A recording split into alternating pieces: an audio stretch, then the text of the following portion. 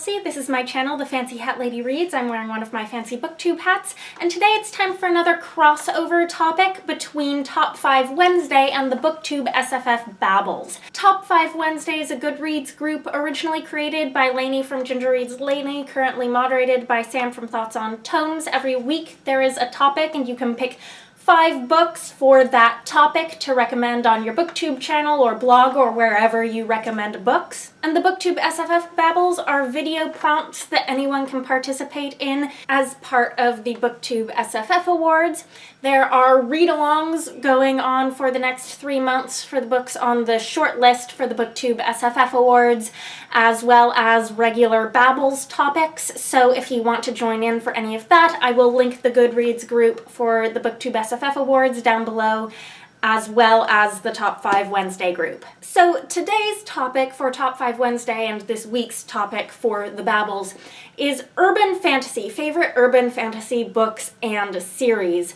And I was surprised at how hard this was for me to come up with a list of 5 books I could genuinely recommend for this topic. I think of myself as someone who reads urban fantasy. At least I don't think of it as a subgenre of SFF that I don't read, and there are subgenres of SFF that I think of as subgenres that I don't read. But in reality, when I dig through Goodreads for the past couple years or so, my reading of urban fantasy has been very, very spotty. Part of it is probably that some books that technically fit the description of urban fantasy books that take place in an urban setting, I'm not thinking of in terms of urban fantasy. For example, historical fantasy novels that take place in an urban setting, I categorize them in my mind as historical fantasy, and as a reader and reviewer, I assess them as such in comparison to other historical fantasy novels and not in comparison to other urban fantasy novels. So you won't find any of those on this list from me today. I also, you may be aware, I'm not such a huge fan of a lot of the paranormal elements that tend to be hallmarks of sort of stereotypical urban fantasy, even though there's nothing in the definition of urban fantasy that requires it to contain paranormal creatures and story tropes like, you know, vampires or demon hunting or whatever, even though there will be a couple of books on this list that have some of those elements in them. So what constitutes a good urban fantasy book for me that really is totally urban fantasy and not crossing over with other genres? It's a little eclectic. But where I want to start is actually with a book that I am currently reading, because when I started putting together this list, I panicked and realized I didn't really have a lot of good things to recommend, and so I pulled the top urban fantasy book off of my TBR and immediately started reading it with the idea of, can I finish this by Wednesday? And of course I couldn't finish it by Wednesday, it's over 500 pages. What am I thinking? But I think that starting off talking about this author, Charles de Lint, is a pretty good entryway into talking about the things that I really like in an urban fantasy and the things that draw me to urban fantasy as a subgenre. And the book that I'm currently reading right now is The Onion Girl, which is one of his Newford books. This is a series that includes both novels and short story collections that can be read in almost any order. And this is going to be the first full novel of de Lint's that I have read. The Newford books all take place in a fictional city called Newford, and what de Lint is probably, I think, best known for bringing to the urban fantasy genre over his prolific career is a sense of myth and folklore permeating everyday life. This sort of writing is about as far from like a demon hunting adventure as I think you can get in urban fantasy. It's very character-driven, very focused on real-life struggles, and the magic is in service of that and not vice versa. Since the Newford books take place in North America, de Lint fuses Native American folklore with the more traditional European folklore in his work, and he also seems to be known for having a pretty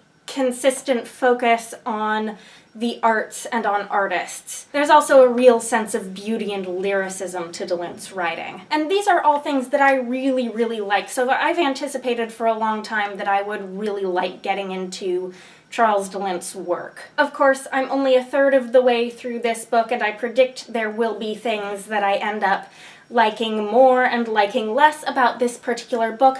I will say what I'd read in the Newford series before picking up this novel was a short story called The Moon is Drowning When I Sleep, which is a retelling of a folk tale, and it was in the anthology Snow White Blood Red, and it features two of the characters who are important in this novel and involves the same dreamlands that are very important in this novel, so I think it was good prep for starting this, even though I can tell that there are also references to a lot of stories that I haven't read in this book. It is working fine for me starting here as my first novel, but I am looking forward specifically to going back and reading some more of the short fiction as well. So this is a sort of vintagey, at this point, school of urban fantasy that I'm really intrigued in reading more of. I have more Lint, and I also have some more books by authors whose work I think is going to be sort of in the same vein on my TBR. So there's that. That's number one. Next up, number two, is going to be the book that if you've watched my channel for any amount of time, you will know is coming. It's absolutely no surprise, and that's Sunshine by Robin McKinley. I said that some of the books on this list would have things like vampires and demons in them, and those are things that this book does in fact have. But it's also very character-driven. It has a meandering sort of narrative. There's just a lot that I like about it. This is one that takes place in not exactly the real world, but it takes place in an alternate version of the real world that is sort of gradually revealed how different it is from ours and why. Like I'm finding to be true with The Onion Girl, this book has a real sense of community relationships in an urban setting. The main character works as a baker at a family-owned coffee shop, and a lot of the book centers around her life, you know, baking stuff for the regular customers there. While on the other hand, she's dealing with the emotional trauma of all this super scary vampire nonsense. There's a kind of dark sense of humor in this book that's not unlike, say, Ursula Vernon's sense of humor. So Sunshine, predictably, was book number two. Next, I want to talk about a book that I feel a little shakier about recommending because it's been a long time since I've read it. I've only read it once, and there are some things that I think just aren't as good as some of the other books on this list about it, but I very rarely have any opportunity to talk about Robin McKinley's Shadows. If you are looking to pick up one of McKinley's urban fantasy books, I would definitely say go with Sunshine. This one feels a little bit to me like watered-down Sunshine Light for younger readers. This one is definitely YA, whereas Sunshine is definitely adult. I remember this one feeling a little bit more like a scattered mess than Sunshine did, both in terms of the world building and the writing, but there were still things I really enjoyed about it.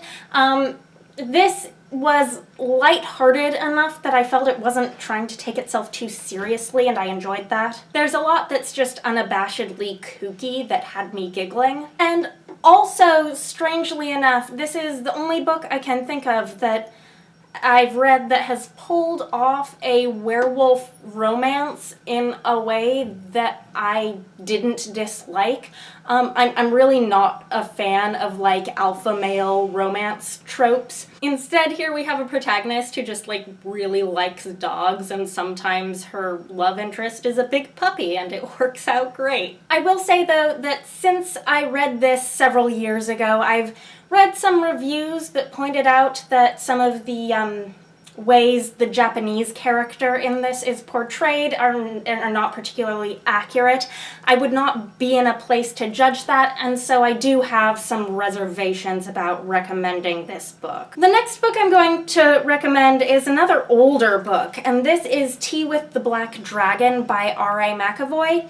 This is a book that's sort of a mystery novel with a bit of a fantasy element that's more secondary to the plot. It was published in the 80s.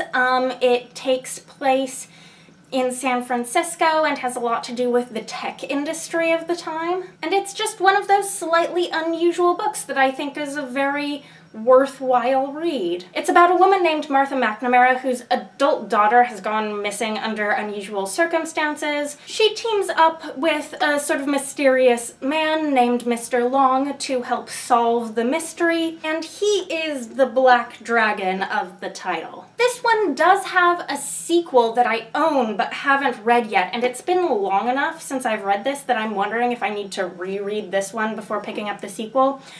Regardless, Tea with the Black Dragon, it's on this list. And then the last thing I want to recommend is actually not a novel, but a short story that you can read online for free. I often forget when I'm talking about N.K. Jemisin as an author that the first thing I ever read by her was The City Born Great, which is a Tor.com short story that you can read for free online that is, in fact, urban fantasy in like the truest sense of the word. It is about cities. It is literally about a city being born. And I think that's a great way to bookend this video about urban fantasy. I think at its best, urban fantasy is about the magic in normal life. It's about the ways our realities and others collide and align. And when it's really good, it can be really good.